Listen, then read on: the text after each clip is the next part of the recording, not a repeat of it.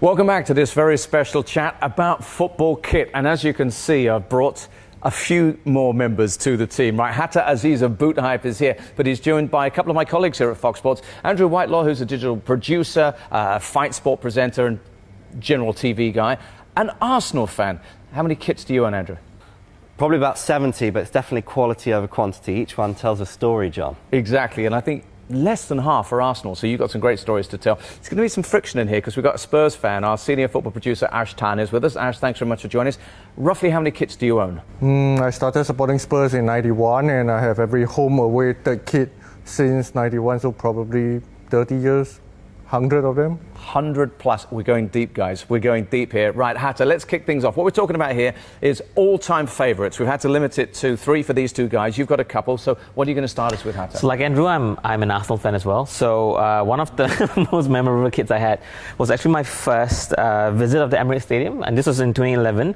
And what I liked about the kit is that it's clean, but it had the anniversary crest. I think 125 years anniversary. So I thought this was pretty cool, and yes, unfortunately it was Robin Van Persie's last season. So that's quite a sore point for me, but it's a beautiful kit. Every kit has a memory, and obviously we're talking about history. I mean, look at me. I've got Barcelona centenary here, Rivaldo and all that stuff going on here. On the table, of course, you might be seeing Zidane's World Cup winning 98 kit. We've got a classic late 90s Real Madrid. So much to do in terms of storytelling. Andrew, right, kick us off with your first one. I noticed, by the way, you're wearing the classic bruised banana. Yeah, Arsenal. A collector's must, JD. But you mentioned Rivaldo there. Sometimes it's players that make kits, right? Barcelona have just come out with their latest third kit, the Mint. And I think this was highly coveted for a long time by me. It's not in the best condition, which you kind of have to embrace when you buy second-hand. But it just harks back to El Fenomeno, Ronaldo, Rivaldo, Romario, just that iconic team. It's very 90s, it's very minty and very lovely. That is an amazing piece of kit. Right, Ash, we're talking serious Premier League history right now with your first one.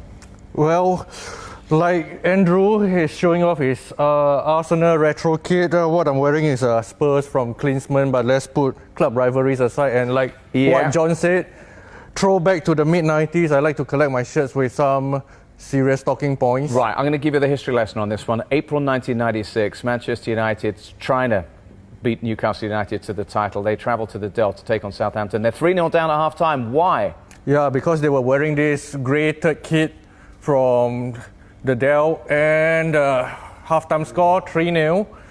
Fergie demanded them to change their shirt at halftime. Never in the history of football has a club changed shirts at halftime, so I thought this would be a collector's item, and here we go. Yeah, he said they couldn't see each other, it wasn't working. He took a £10,000 fine, says it was the best money he ever spent. They won the second half, but lost the game by 3-1, but still won the league. That is an incredible, ugly piece of kit, I have to say. Andrew, give us another one. For me, again, players have a lot to do with jerseys and the love and nostalgia you have for them. But Hidetoshi Nakata, one of Asia's greatest ever players, he dragged Japan to the first ever World Cup single-handedly, setting up the goals against Iran in Johor Bahru of all places. And he wore this flaming shirt.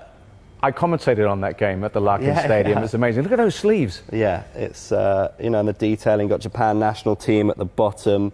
And, yeah, you wouldn't have these big shoulders and these flames nowadays and this big sort of very Cantona-esque collar, but yeah, a lot of nostalgia in this one for me. Yeah, absolutely fantastic memories. It's taken me all the way back there. Incredible. Ash, what have you got for your next one? Well, he showed a blue number 8 shirt. I'm going to go one better also.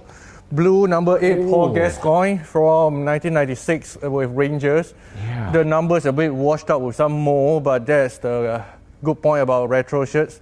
This was when he returned from Lazio to the UK and had, after Euro 96, had a couple of good seasons with Rangers. You can see I would not have picked that. That's a left field pick, that is. Look at those long sleeves. Well, he's playing in Glasgow after all. Yeah, that's right. I mean, Andrew, if you think about it, you think back to that team, don't you? And some of the names and personalities, and that was incredible. Polarising, must be said. Laudrup and Gaza just tearing up the Scottish Premier League. It was... What made you buy that? Well, I started supporting Spurs because of Gaza's free kick, and up until the mid-90s... They were the FA Cup semi-final. Yes. Up until the mid-90s, they do number and names, but before that, they didn't. Yeah. So this was when he made his return to the UK, and we had a beautiful Gascoigne with more. That is really something, that is. Okay, your last one, the third one, Andrew. Oh, this is one of my favourite kits of all time. The salt and vinegar kit, if you will.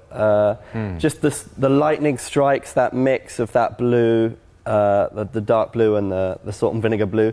And then Bergkamp on the back. Funnily enough, Arsenal were awful at this time. I think they finished 12th. This was kind of a Bruce Rioch era. But then it's that juxtaposition, that marriage of that iconic player. Doesn't matter if it's a terrible team. Does the shirt look cool? Yes, in my opinion. I quite like the crest appearing subtly as well throughout the shirt. Take me to the back again, Andrew. It's almost a gothic font. Yeah. We're verging on heavy metal with Arsenal down there. Yeah. That's distinctive. It just it reminds you of Highbury, doesn't it? And look at the gold crest as well, the gold lettering as well, nice and regal.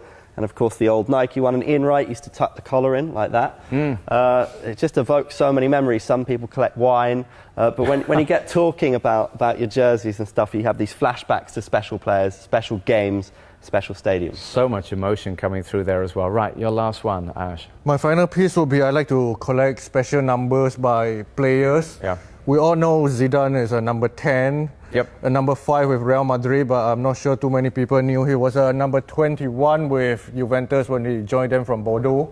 This was in the mid-90s as well. So one thing I like about collecting numbers are you get to buy the Messi number 19s. How many Manchester United fans know that Beckham once wore the number 10 for Manchester United? And I know that in a frame at home you've got a special Harry Kane, right? Yeah, Harry Kane number 37. Wow. See what I mean? These guys go deep. These guys go really... I like the texture in that just... I mean, Hatta, that's just a nice piece of kit, isn't it? It feels a bit ahead of its time as well, because you kind of get similar texturing today. Yeah. Right? So this feels quite ahead of its time in its technology and how it feels. And I like the time where most of the Italian teams were sponsored by Kappa. Right now you don't see much Kappas around. Okay. The guys have had their say. Are you going to go down the Arsenal route again with one more? Yeah. I think this is one of my favorites. It's so different. This is the last season at Highbury, and I believe, Andrew, it's Lasagna Gate as well, right? What was it? Oh, right. Yeah. So this is beautiful.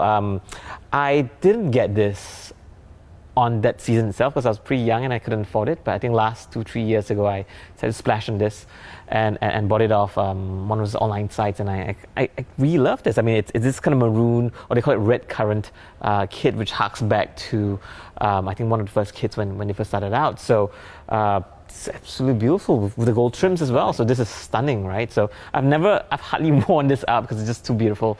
So it just stayed in my home. And guys, I'm going to throw one at you to come up with off the top of your heads. I'm going to ask you to tell me in just a moment if you've seen anyone out and about with a kit that has just absolutely surprised you or knocked you dead. But guys, let's also get you involved. I mean, the guys here are talking about their favourites. Tell me about your favourites, all-time favourite kits, and we'll keep this conversation going on our Facebook page in particular. So there we go. So I've set you up, Andrew. Why don't you? I mean, wandering around Asia, have you ever sort of seen someone and just gone, yeah, credit for that?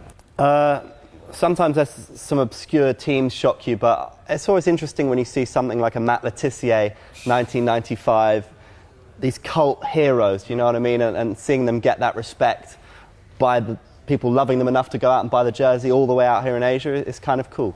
Yeah, okay. Ash, I mean, you must bump into some as an aficionado. You'd know what's what, right? Oh, I once ran into an Asian guy wearing a Wolves kit with the name Steve Boo at the back. Ooh, proper. Proper old school. Yeah, exactly. And you do this for a living. Come on, what's the most surprising, jaw-dropping kit that you've just casually seen worn somewhere? Wow. I saw recently in Singapore for the ICC, I think we get lots of, because it was Inter here, and we get lots of Indonesian fans coming in. So he wore one of those limited, so recently Nike launched a limited edition Inter kit where they show, so it's spliced with different kits from different eras. So that's pretty cool and pretty expensive as well. So he got a Recoba 9, I think, at the back. Yeah, so that goes way back. It's modern, but it's a throwback to all the different years of Inter as well. So that was kind of cool. Hatta, Andrew, Ash, we could do this forever. And I think we might continue this conversation afterwards. We're out of time on the show, and we really hope you enjoyed that. Get your comments in, and thanks very much for being with us today. See you again soon.